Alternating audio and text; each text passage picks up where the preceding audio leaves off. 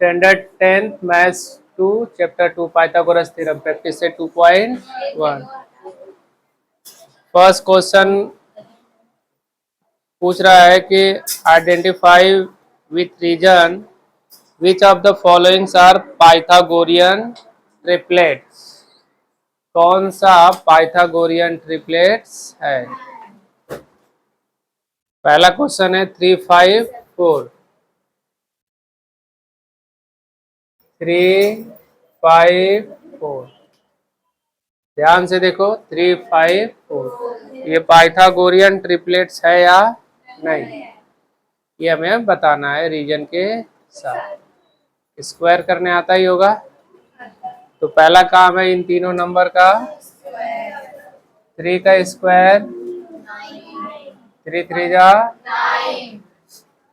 5 का स्क्वायर, 5 5 जा और 4 का स्क्वायर। पहला काम है स्क्वायर करना, ठीक है।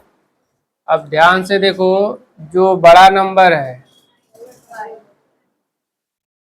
जो बड़ा नंबर इक्वल जो दो छोटे नंबर है 3 का स्क्वायर प्लस 4 का स्क्वायर, दोनों इक्वल है क्या? 5 का स्क्वायर कितना था? ये 9 और ये कितना हुआ? अगर जो बड़ा नंबर है, बिगर नंबर है, उसका स्क्वायर करेंगे और जो दो बचे हुए हैं उनका स्क्वायर करके उन दोनों का क्या करेंगे? प्लस करेंगे। बड़े वाले नंबर के इक्वल हो जाएगा, बड़े वाले नंबर के, तो उसको हम बोलेंगे पाइथागोरियन ट्रिपलेट्स। यहाँ पर एक लाइन लिखना है, the square of the largest number, square of the largest जो नंबर है उसका square is equal to the sum of the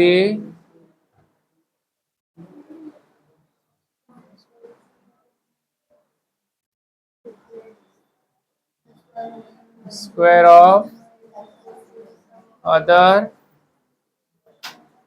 two numbers. Square of the largest number is equal to the sum of the square of the other two numbers। जब equal रहेगा तो ये लिखोगे, फिर लिख दोगे आप लोग therefore 3 5 4 is a Pythagorean triplet. सब क्वेश्चन को इसी तरह सॉल्व करना है। पहला काम है स्क्वायर करना, जो बड़ा वाला नंबर है उसको एक तरफ, जो दो अलग नंबर रहेंगे उनको एक तरफ करके प्लस करना है। अगर इक्वल आएगा तो पाइथागोरियन ट्रिपलेट रहेगा, इक्वल नहीं आएगा तो पाइथागोरियन ट्रिपलेट। ये लाइन लिखना है रीजन के, यही रीजन है आपका। अभी जैसे सेकंड है, सेकंड में क्या लिखा है? 4 9 12, 4 9 4 का स्क्वायर, 9 का स्क्वायर और 12 का स्क्वायर। नहीं आता है स्क्वायर करना तो आप लोग मल्टीप्लाई कर सकते हो, 9 9 जा साइड में मल्टीप्लाई करोगे। अभी देखते हैं बड़ा सबसे कौन सा है और दो छोटे नंबर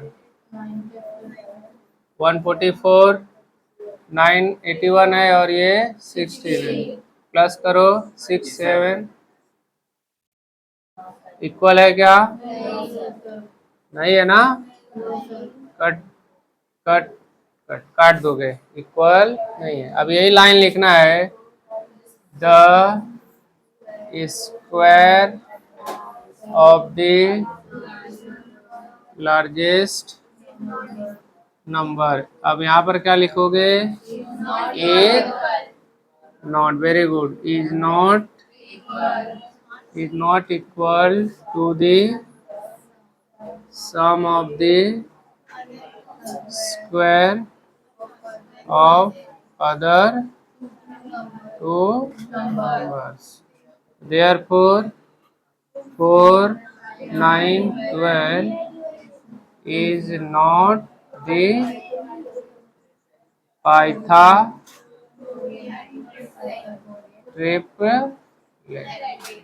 पाइथागोरियन ट्रिपलेट। सभी क्वेश्चन को इसी तरह सॉल्व करना है। अभी हम लोग सबका चेक करेंगे, डिटेल में नहीं लगाएंगे, लेकिन उसको चेक करेंगे कि वो पाइथागोरियन ट्रिपलेट है या नहीं। अभी से थर्ड वाला है 5, 12, 13।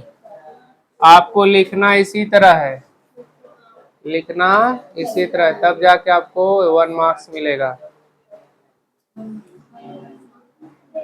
5, 12, 13। ये 5 का स्क्वायर कितना होगा? 12 का और 13 का। अब इन दोनों छोटे नंबर को प्लस करो। 5 + 4, 4 + 2 और 1 बराबर है। तो ये है कि नहीं? अब ये मत करना आप लोग कि ये इतना सा है प्रतिज्ञा, सर ने इतना लगाया है, ये मुझे अच्छा लग रहा है, छोटा लग रहा है, मैं ये लिखूंगी, ये सब नहीं लिखूंगी, है ना प्रतिज्ञा? ये सब छोटा है, ये अच्छा है, यही मैं करूंगी, ये मत करना। 24, 70, 24, 70 और 70। अब देखो 70 का स्क्वायर तो हमको 7 7 जा हो गया। 24 का स्क्वायर 576। मैंने आप लोगों को 1 से लेकर 25 तक स्क्वायर याद करवाया था, अब भूल गए तो उसके लिए मैं कुछ। अब ये दोनों छोटे नंबर को प्लस करो। 7 इतना आया। चलो 74 का देखते हैं हम लोग। 4 4 जा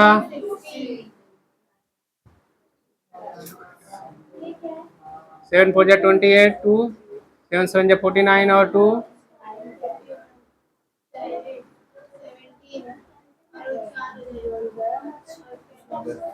इक्वल है। मतलब ये है पाइथागोरियन ट्रिपलेट। अब आपको मल्टीप्लाई नहीं करने आता है, अगर ये लाइन नहीं याद किए तो 1 मार्क्स आप भूल जाओ। सब हवे में कर देगी नंदनी, सब हवे में कर देगी तो पास कैसे होगी? 10, 24 और 27। 10, 24 और 10 का 100 हो जाएगा। 24 का 576 प्लस कर दो। अभी 27 का दिखते हैं कितना आता है। 7 7 जा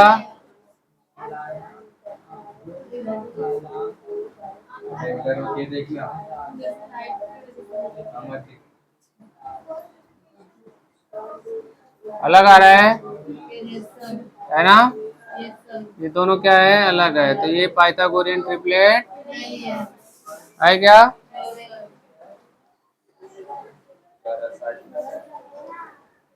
लास्ट वाला 11 60 61। 11 का स्क्वायर कितना मिलेगा? 60 का और 61 का नहीं आएगा तो आप मल्टीप्लाई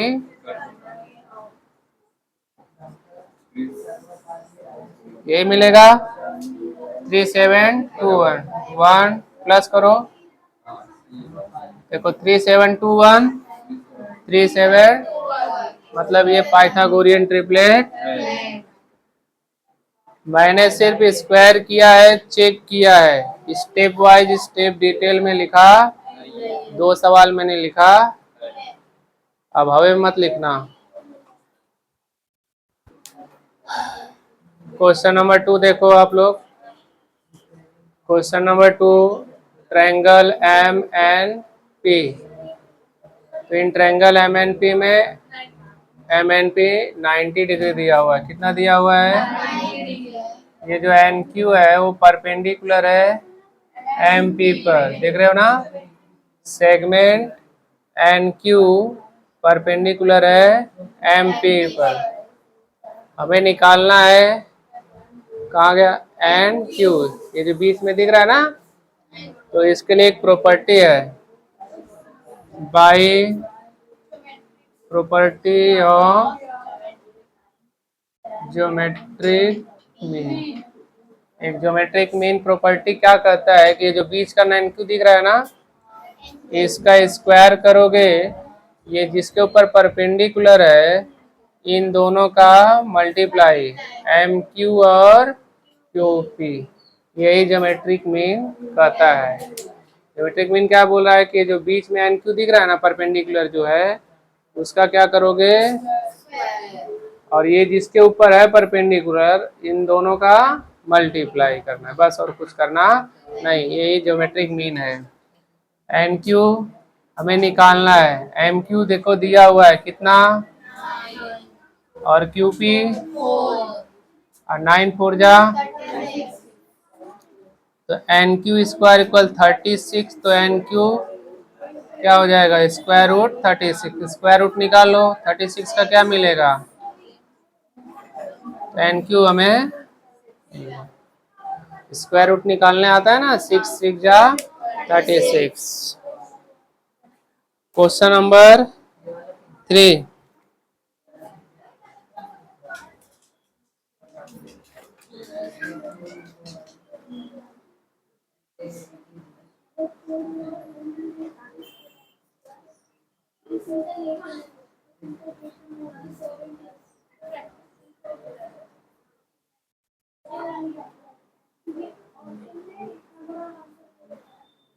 यहाँ पर दिया है in triangle Q P R, ये जो पी है वो क्या है 90 डिग्री। पहले मैंने क्या लिखा, ये ट्रायंगल का साइन है, याद रहना चाहिए। In triangle Q P R angle, ये जो पी है वो कितना है 90 डिग्री, और ये दिया हुआ है क्यू एम आर, कोलिनियर है मतलब एक लाइन में है, और दिया हुआ है ये segment P M perpendicular segment Q R. ये देखो पी एम ये परपेंडिकुलर है किसके ऊपर, क्यू आर के ऊपर। अभी क्या दिया है, पी एम दिया हुआ है 10, क्यू एम दिया हुआ है 8, और हमको ये पूरा निकालना है। ठीक है, अभी ठीक इसी की तरह, ठीक इसी आप लिख दोगे, बाय प्रॉपर्टी ऑफ ज्योमेट्रिक। अभी ध्यान से देखो, ये बीच में जो गया है सेगमेंट, इसके ऊपर परपेंडिकुलर है, तो इसका क्या करोगे, स्क्वायर करोगे, यही है ना ज्योमेट्रिक मीन। जो बीच में गया है परपेंडिकुलर है उसी का स्क्वायर करोगे, पी एम का स्क्वायर, और क्या लिखोगे क्यू एम, पहले ये दोनों छोटे छोटे, और एम आर, इन दोनों का याद रहना चाहिए ज्योमेट्रिक मीन का फार्मूला क्या है। पी एम का वैल्यू कितना, क्यू एम कितना, और एम आर हमें पता, 10 का स्क्वायर, 8 को इधर लेकर आओ, डिवाइड कर दो, डिवाइड करो कितना मिलेगा, 8 1 जा 8, 2 और 0, 8 2 जा 16, 4 और 0, 8 5 जा 40। तो एम आर कितना मिला हमको, अभी मुझे बताओ, क्यू एम 8 है, एम आर 12 पॉइंट, ये पूरा चाहिए, तो इन दोनों को क्या करोगे, therefore Q R equal Q M plus M R. Q M कितना है, एम आर कितना है 12 और 8 कितना होता है?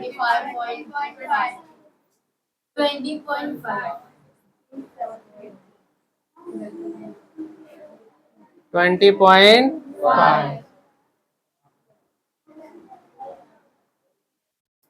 आया समझ में? ये जो दोनों है ज्योमेट्रिक मीन के ऊपर है। थर्ड देखो,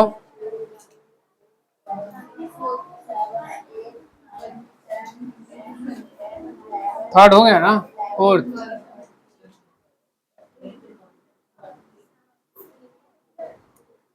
P S R.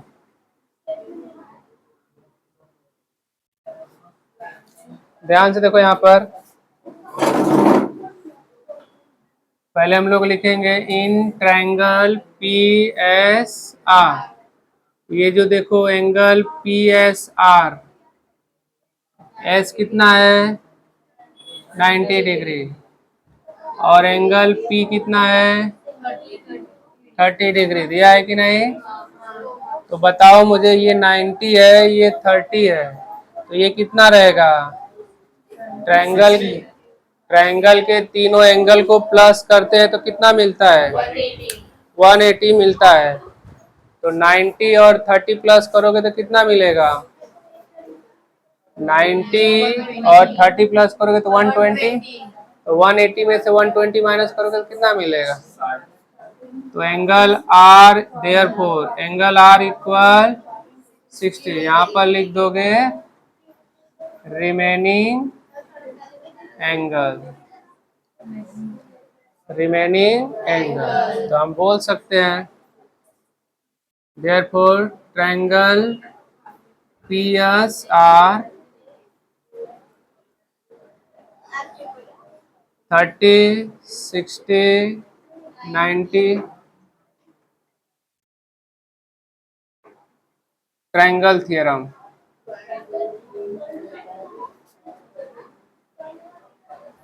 Triangle P S R is 30, 60, 90 degree triangle theorem.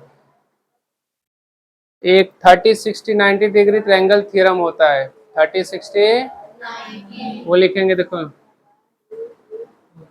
इसको अभी मत लिखो, यहाँ पर लिखो बाई 30, 60, 90 डिग्री ट्रायंगल थ्योरम लिखो।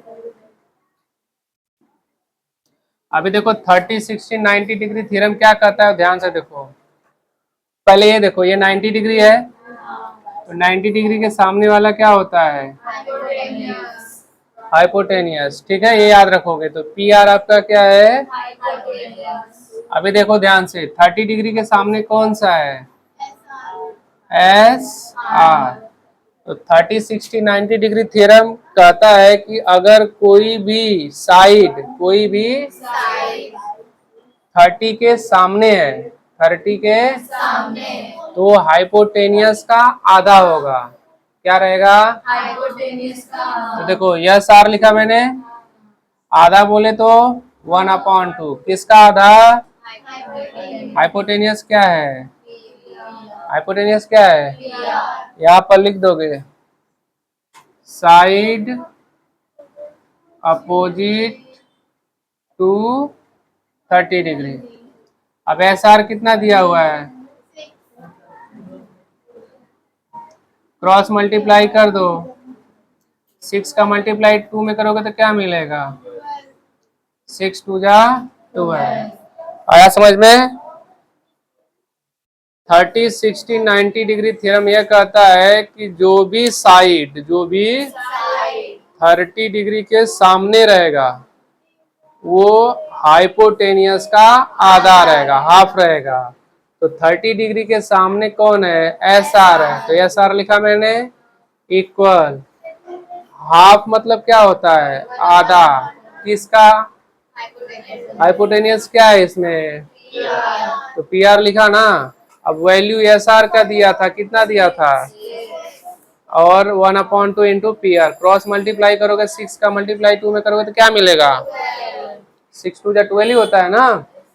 अब देखो ये वाला एंगल कितने का है? 60 है, तो अब 30, 60, 90 डिग्री थ्योरम में 60 के सामने वाला साइड, 60 के सामने वाला साइड क्या है? एस पी है। तो 60 के सामने वाला जो साइड होता है वो हाइपोटेनियस का √3/2 होता है। हाइपोटेनियस का, देखो यहाँ पर मैं लिख रहा हूँ √3 और हाइपोटेनियस का, हाइपोटेनियस क्या है? PR ही है ना। यहाँ पर लिख दोगे साइड अपोजिट, हो गया। ध्यान से देखो √3/2 PR का भी निकाला था हमने, हाइपोटेनियस 12 ही निकाला है ना। 2 1 जा 2, 2 6 जा, बचा क्या? 6 क्वेश्चन में क्या पूछा था? SP पूछा था और PR पूछा था। SP और PR।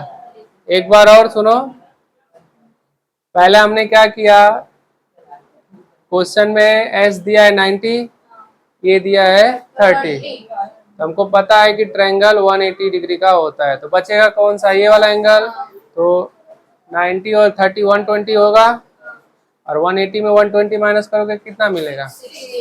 इतना हो गया। अब एक 30 60 90 डिग्री थ्योरम है। अब 30 60 90 डिग्री थ्योरम में कहता है कि जो भी 30 डिग्री के सामने वाला साइड रहेगा, 30 डिग्री के सामने वाला साइड, तो साइड यही है ना, ऐसा, वो हाइपोटेनियस का हाफ रहेगा। तो हाइपोटेनियस कौन सा है? तो देखो 1/2 इंटू PR ले, और ये दिया हुआ है तो क्रॉस मल्टीप्लाई करके हाइपोटेनियस हमको मिल गया। कितना मिला हाइपोटेनियस? ये हाइपोटेनियस PR है ना। अब 60 डिग्री के सामने वाला, 60 डिग्री के सामने वाला, तो 60 डिग्री के सामने वाला जो साइड है वो कौन सा है यहाँ पर? वो हाइपोटेनियस का, हाइपोटेनियस क्या है? PR है। हाइपोटेनियस का √3/2 होगा, √3/2 इंटू हाइपोटेनियस 12, तो 2 6 या 12, तो 6√3। आया बात समझ में? क्वेश्चन नंबर 5 देखो, एक्टिविटी है, ठीक है। इसमें दिया हुआ है कि AB और BC दोनों क्या है? इक्वल है। जो साइन दिख रहा है ना, इसका मतलब ये दोनों साइड क्या है? 90 डिग्री के सामने वाला हाइपोटेनियस है। हाइपोटेनियस कितना दिया है? √8। अब ये 90 है, अब ये दोनों एंगल कितना रहेगा? बचा कितना 90 के बाद? 90 बचा, कितना बचा? तो ये कितना रहेगा? 45 और ये 40, क्योंकि ये दोनों साइड क्या है? इक्वल है। अब ये एक्टिविटी है, अभी देखो 45 के सामने AB है, अब 45 के सामने, तो अब यहाँ पर ये जो है थियरम वो है 45 45 90 डिग्री थियरम। कौन सा थियरम है? क्योंकि इसमें दो एंगल कितना है? 45 और एक, तो 45 45 90 डिग्री थ्योरम कहता है कि 45 डिग्री के सामने वाला जो साइड है, 45 डिग्री के सामने वाला, ये भी है दोनों ना, वो हाइपोटेनियस का 1/√2 होता है। हाइपोटेनियस क्या है यहाँ पर? हाइपोटेनियस का 1/√2। आया बात समझ में? 1/√2 हाइपोटेनियस दिया हुआ है √8। अभी आप √8 का फैक्टर निकालोगे तो क्या मिलेगा? यही मिलेगा ना। तो ये यहाँ पर ऑर्डर 2 है, तो दो सेम सेम नंबर वो क्या होगा? बाहर निकल जाएगा, और एक बाहर नहीं निकलेगा। तो ये जो नीचे का √2 है, √2 क्या हो जाएगा? तो बचा क्या? 1 का मल्टीप्लाई 2 में करोगे तो 3 आएगा ना। तो 2 1 जा 2। आ गया समझ में? 1 इंटू 2 2। ये समझ में आया कि नहीं? बस याद रखना है कि 45 के सामने वाला जो साइड होता है वो हाइपोटेनियस का 1/√2 होता है, 1/6।